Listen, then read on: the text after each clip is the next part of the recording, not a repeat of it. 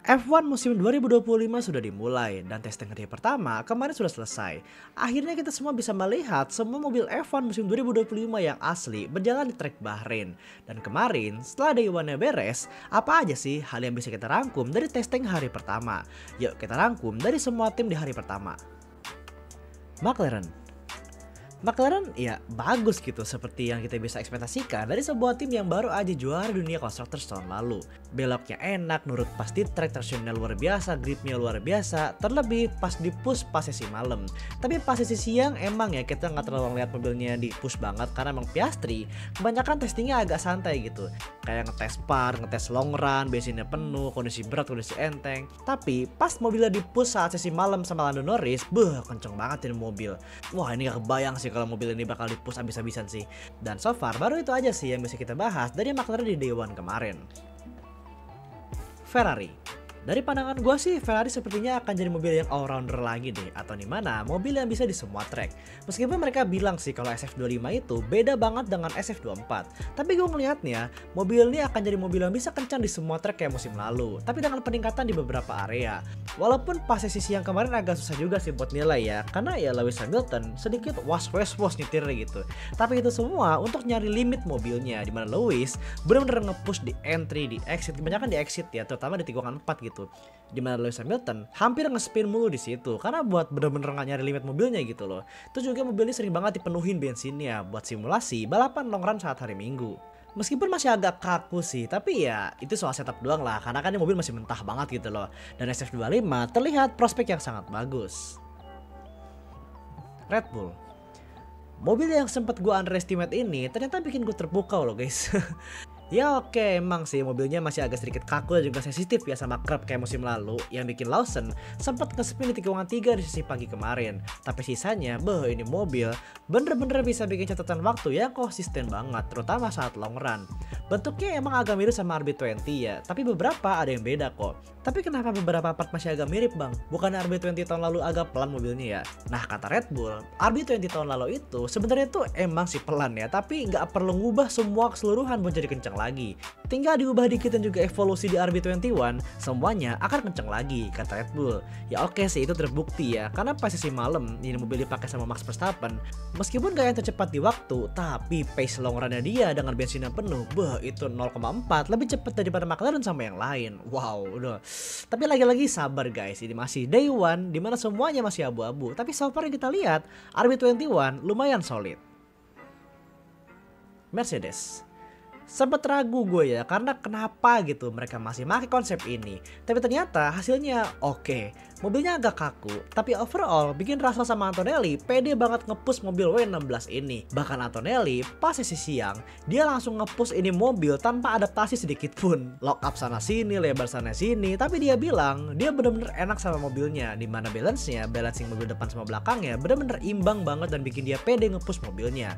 Bikin dia pede ngehantam tikungan sana sini. Russell pun sama. Dia bilang W16 adalah mobil Mercy yang terenak sepanjang dia masuk Mercedes sejak 2022. Enak di push, bisa dikendalikan, stabil. Tapi kemarin kondisi Bahrain itu agak sedikit dingin guys. Ya dimana kita tahu Mercy itu tahun lalu kencang banget kalau cuacanya dingin. Nah kalau cuaca panas nggak tahu nih, masih gacha juga. Tapi ya semoga bagus lah ya. Aston Martin. Ngepush dari pagi, Fernando Alonso terlihat banget langsung abis-abisan ngepush mobil Aston Martin buat cari limit. Dengan beberapa evolusi termasuk lubang celah di antara halo sama cover engine yang bertujuan untuk downforce dan juga outforce yang lebih bagus.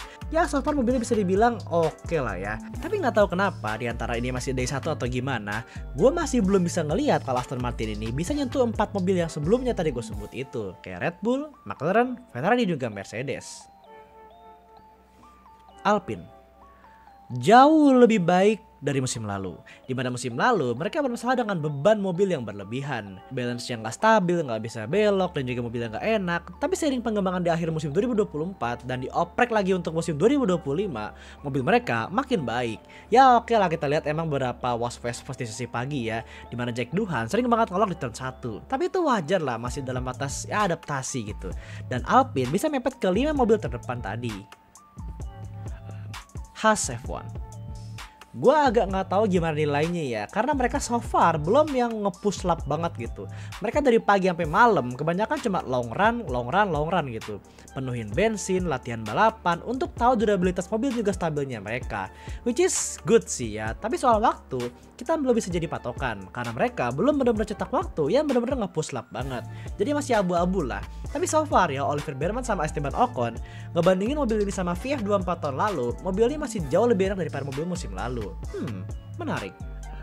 Williams. So happy ngeliat Williams bisa ada di top 5 ya.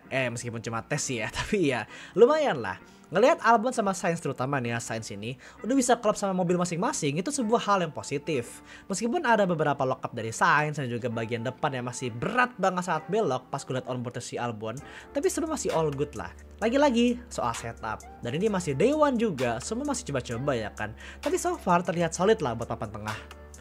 V-Carb atau Racing Bulls, mungkin karena mereka masih beberapa partnya itu sharing sama mobil RB20 tahun lalu kali ya. Itu bikin gue ngelihat sebuah glimpse mobil RB20 di mobil ini yang agak gak mau kena kerap saat tikungan. Tapi all good sih, cuma ya gue expect lebih dari Racing Bulls untuk bisa nusuk ke papan tengah. Tapi dari day one, kalau dibandingkan Williams ya, gue masih lebih happy Williams sih. Dimana Williams masih terlihat lebih agak solid daripada Racing Bull. Sauber. Dari sesi siang sampai malam, gue mencoba banget untuk berpikir positif. Mungkin faktor cuaca, atau gripnya belum enak, atau aspalnya belum optimal. Gue masih mencoba gitu, agar tidak menilai Sauber itu dari sisi yang jelek. Tapi ternyata, emang grip low speednya Sauber itu nggak ada enak-enaknya sama sekali. Goyang banget saat entry maupun exit. PR-nya itu masih lumayan banyak sih buat di tikungan ya. Terutama di Bahrain itu ekstrim banget kan ya. Dimana banyak banget perubahan angin di sirkuit ini.